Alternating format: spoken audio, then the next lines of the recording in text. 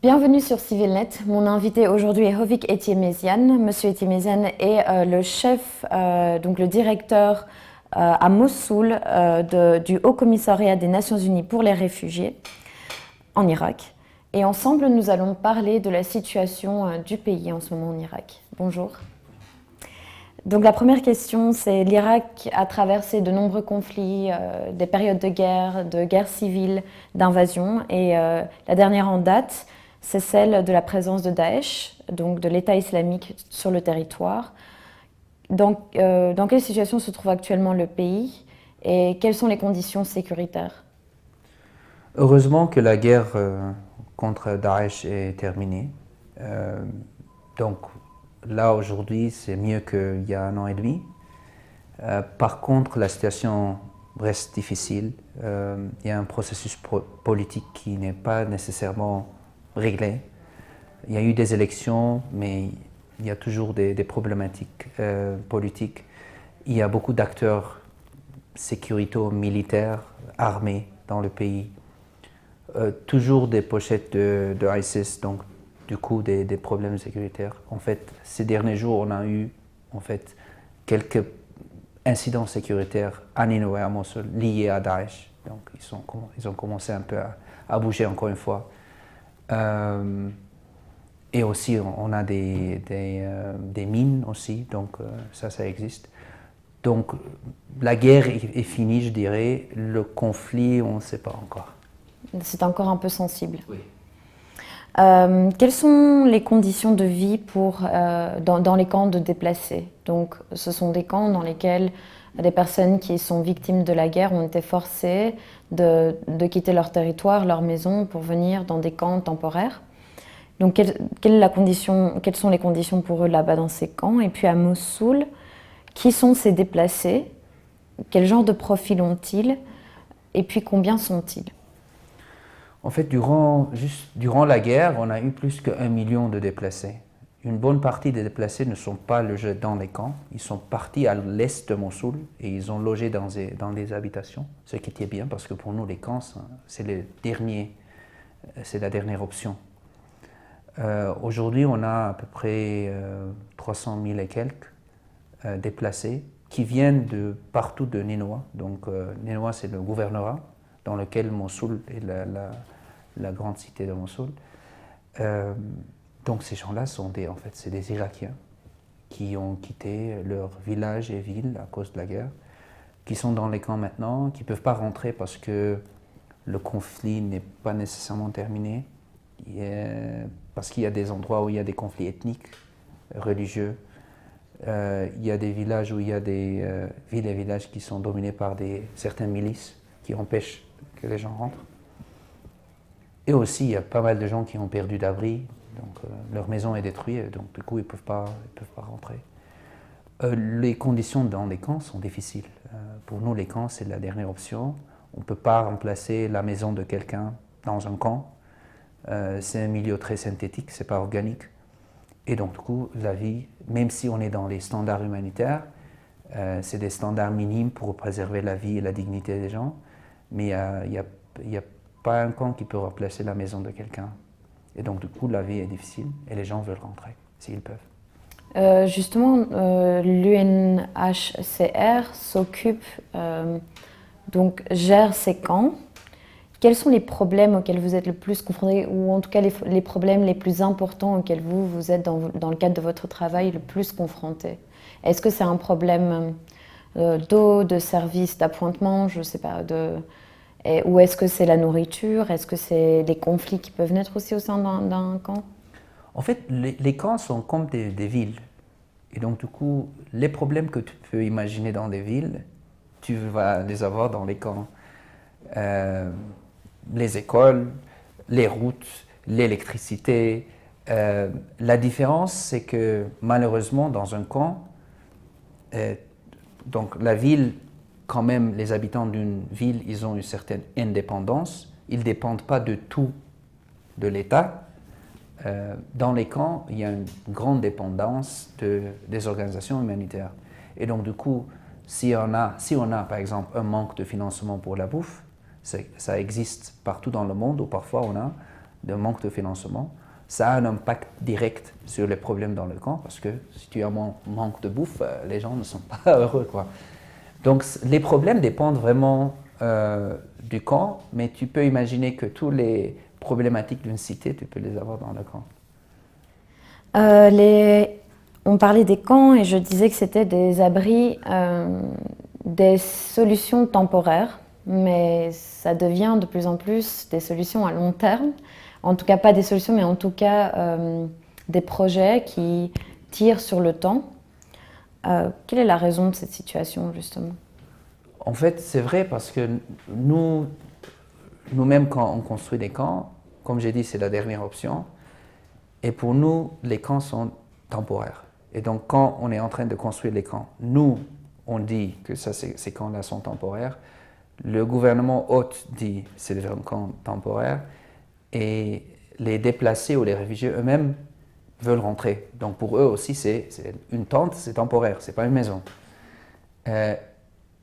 Mais par contre, malheureusement, il y a beaucoup de camps des réfugiés ou des déplacés dans le monde qui perdurent au-delà de nos propres plans de 3 mois, 6 mois, malheureusement. Et ça, il ne faut pas l'attribuer au camp en soi, par contre au conflit. Donc il faut poser la question, pourquoi le conflit perdure? Parce que, à mon avis et par expérience, dès que le conflit finit, les gens veulent rentrer chez eux.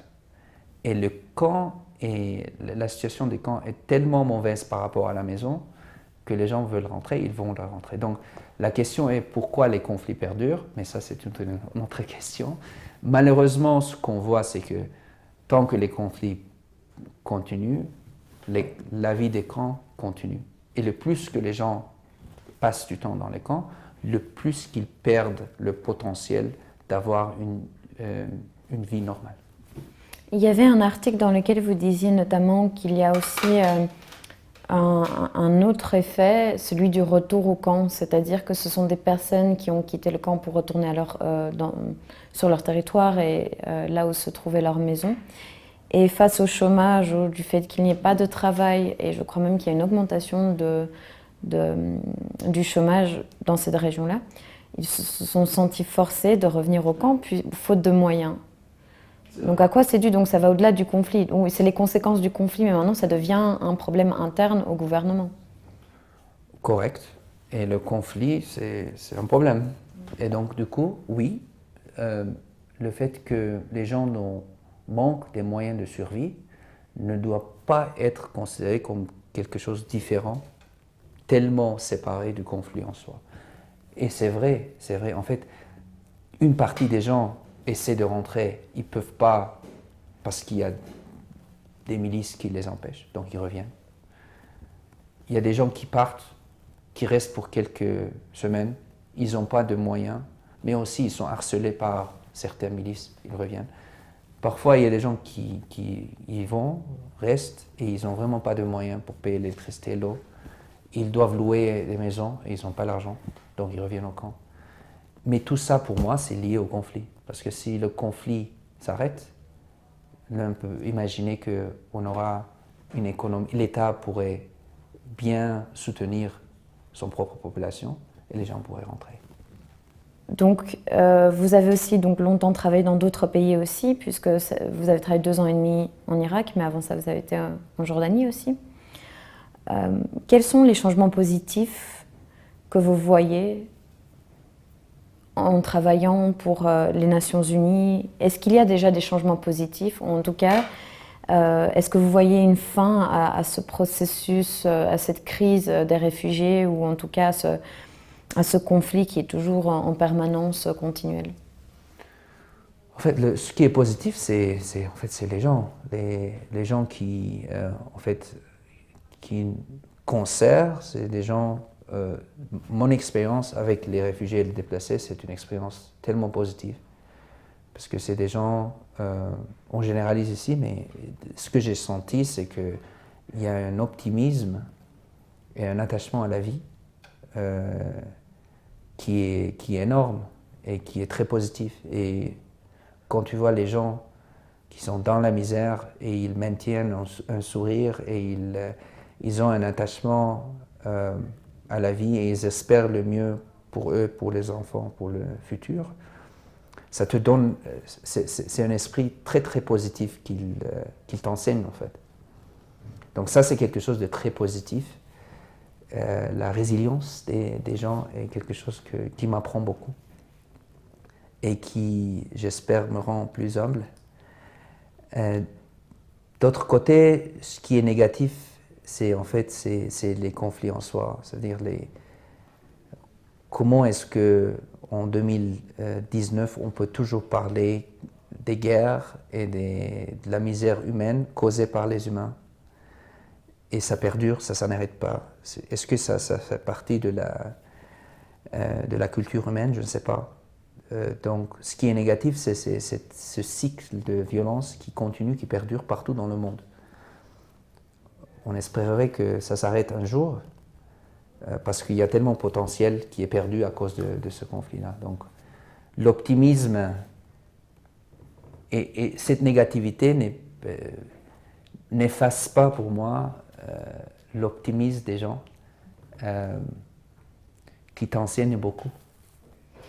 Dernière question, une question plus personnelle. Quelles sont les raisons derrière votre choix de vous dévouer à un travail humanitaire?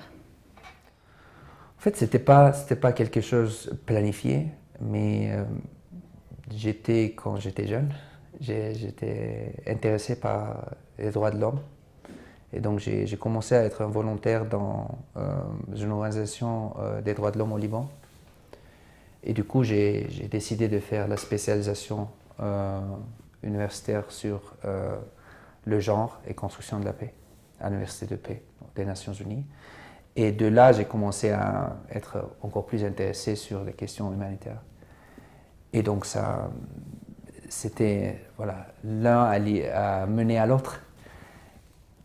Et donc c'était pas planifié, mais j'aime bien mon boulot, j'aime bien mon travail. Je ne sais pas quoi d'autre faire. Aujourd'hui, je ne pense pas à faire quelque chose d'autre dans ma vie. Et comme je te disais, en fait,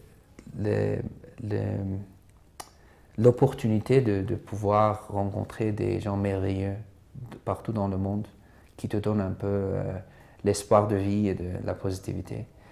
Et de pouvoir faire ce que je fais, je trouve que c'est une grande chance. Donc, Votre prochaine destination, votre mission, ce sera où?